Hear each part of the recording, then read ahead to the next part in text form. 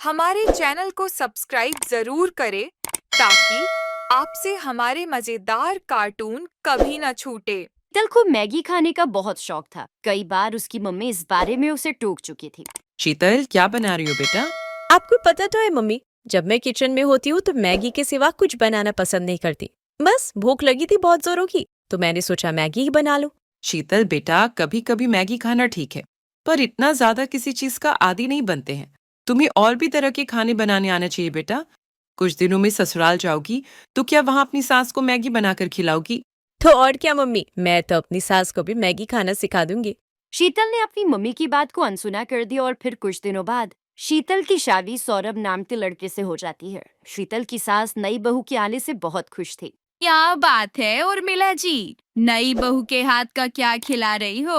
आज तो बहू का दिन है, वो जो भी अपनी पसंद से खिलाएगी वो खा लेंगे। क्यों अनीता जी? जाओ बहू, मेहमानों के लिए कुछ अच्छा बना कर ले आओ। ठीक कह रही हो उर्मिला जी। रश्मि भाभी जी, आज तो बहू की पसंद का ही खाएंगे। मोहल्ले की औरतें नई बहू की मुंह दिखाई के लिए आई हुई थी। उर्मिला के कहने पर शीतल रसोई में तो चली जाती है, पर उसे तो सिर्फ मैगी बनानी आती थी। मुझे तो सिर्फ मैगी बनानी आती है, अब मैं मैगी लेने के लिए किसको भेजूं? हाँ, ये ठीक रहेगा। रामू भैया, आपके पड़ोस में कोई दुकान होगी, वहां से मैं आपको पैसे देती हूँ, आप मुझे मैगी के पैकेट ला दोगे? पर बहुरानी, यहाँ पर तो कोई भी मैगी नहीं खाता। आप मैगी किसके लिए मंगवा रही हो? क्या यहाँ पर कोई मैगी नहीं खाता? ऐसा कैसे हो सकता है? अब सबको मैगी खानी पड़ेगी क्योंकि मुझे मैगी बहुत पसंद है। आप बस मुझे मैगी के पैकेट ला दो, बाकी सब मुझ पर छोड़ दो। रामू शीतल के कहने पर पड़ोस की दुकान से मैगी के पैकेट ले आता है। मोहल्ले की औरतें खाने के सामान का इंतजार कर रही थी। शीतल मैगी बनाकर सबके लिए लाती है। ये लीजिए माँ जी, मैंने आप सबके लिए गर्मा गर्म मैगी बनाई है। मैगी? ये तो बच्चों के खाने की चीज है। बहू, हमसे ना खाई जाती है मैगी शैगी। शीतल पड़ोसन की बात सुनकर उदास हो जाती है। उसका मुरझाया चेहरा देख उर्मिला उसका साथ देती है और वो सबसे कहती है, अरे मैगी, ये तो मुझे बहुत पसंद है। कब से मैंने मैगी नहीं खाई थी। अरे तुम सब एक बार खाकर तो देखो, ये बहुत स्वादिष्ट बनती है। मैंने कई बार खाई है। खा लेते हैं। अब आए हैं तो बिना खाए जाएंगे तो बहू को अच्छा ना लगेगा। कैसी लगी मेरे हाथ की मैगी आंटी जी? पड़ोसन धीरे से मुस्कुरा देती है, क्योंकि उन्हें ये सब खाने की आदत नहीं थी। कुछ देर बाद सब मेहमान चले जाते हैं। उस दिन की बात खत्म हो जाती है, पर अब तो अक्सर ही शीतल मैगी बनाने लगी। धीरे धीरे मैगी खाने की आदत उसकी सास को भी लग। अरे शीतल बहू, वो तू जो मैगी बनाती है जरा सी बना ले, बड़ी स्वाद लगती है। पता नहीं तूने कैसी आदत डाल दी है। मन करता है रोजाना ही मैगी बनाकर खाओ। झट से तैयार हो जाती है, समय भी बच जाता है और पेट भी भर जाता है। तभी तो माँ जी मुझे मैगी बहुत पसंद है। अच्छा हुआ आप भी मेरी तरह मैगी खाने की आदी हो गए।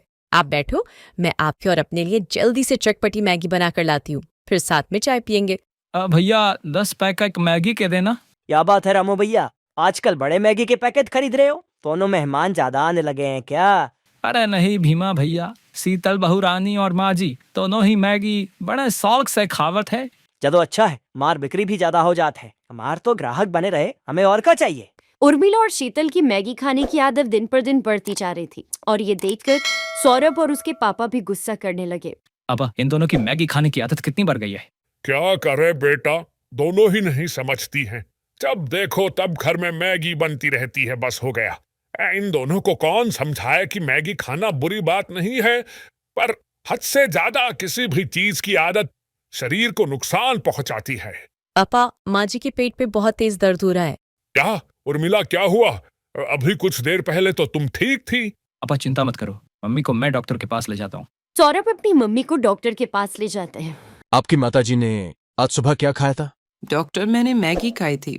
अच्छा, एक बार अल्ट्रासाउंड करना पड़ेगा, तभी पता चल सकता है कि क्या परेशानी है।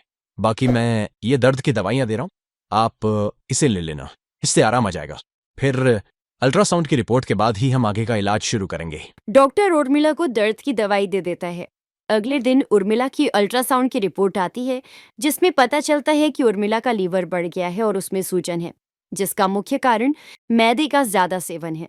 अब कुछ टाइम तक इनको मैदे से बनी कोई भी चीज नहीं खानी है, यहाँ तक कि ज्यादा तेल, मिर्च, मसाले सब कुछ अवॉइड करना है।